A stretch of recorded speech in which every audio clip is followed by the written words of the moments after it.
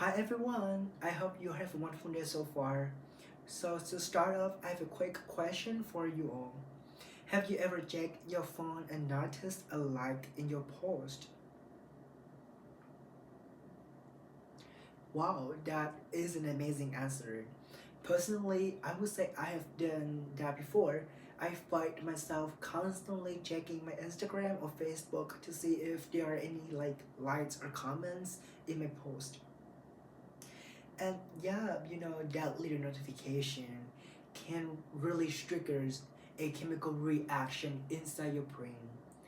Nowadays, most of us use social media every day, but how often do we stop to think about how it actually affects our brain? Therefore, today I would like to share with you guys 3 ways that social media affects our minds. The first one is how it changes our attention. The second one is how it stimulates our brain reward system. Third one, last but not least, is how it influences mental health.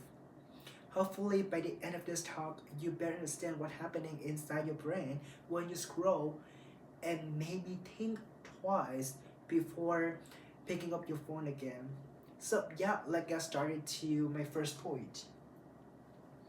Social media is full of notifications, messages, and endless posts.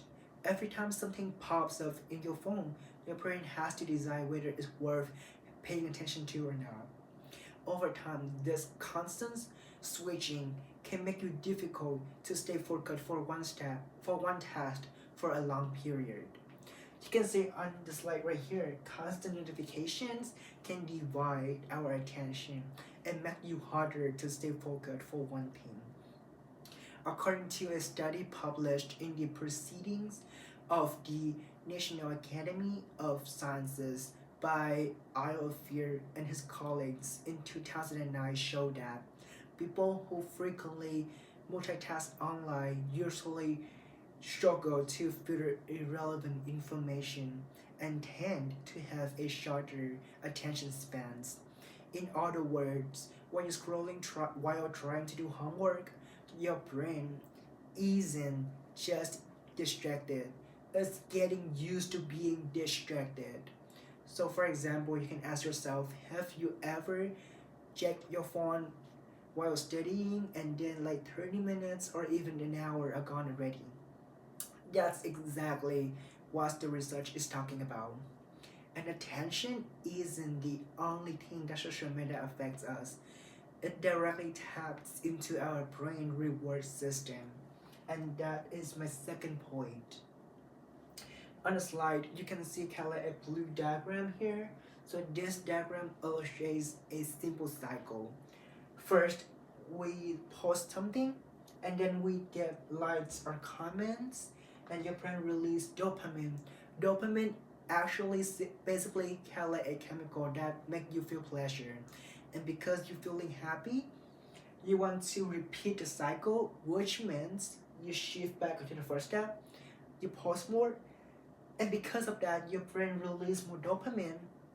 Over time, you're just repeating the cycle again and again.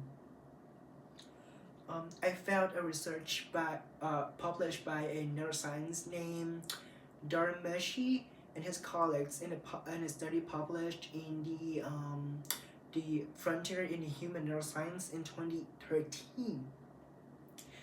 They report that brain activity in the key of the reward area is linked to the social media use and encourages people to repeat the behaviors like checking it for um, likes and comments. And that's the reason why we keep scrolling, we keep checking our phones, refreshing apps, and we sometimes feel a little anxious when there are no notifications. This is not a habit. It is the way that your brain responds to the rewards. And I think this one is really similar to the way how the slot machine work. When it giving you a small rewards and that make you coming back again and again. But in this case, the social approval is the one that keep you hooked. The reward system can make social media enjoyable, but too much of it can really affect your mental health. On the slide, you can see both sides are the effects of social media to mental health.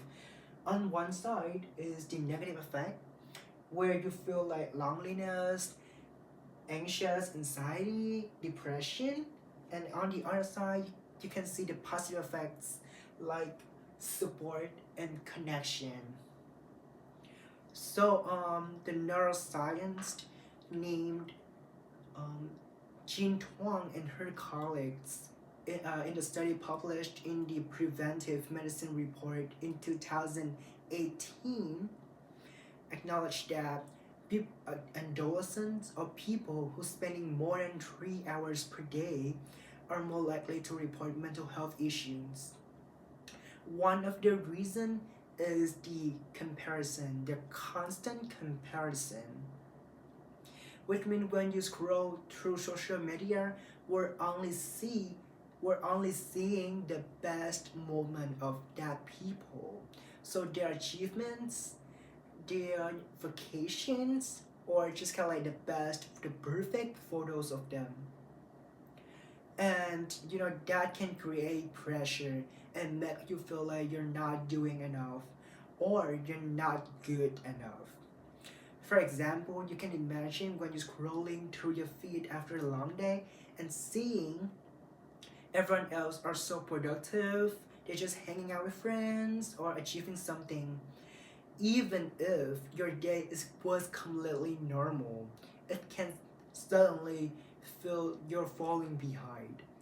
But at the same time, social media isn't entirely negative.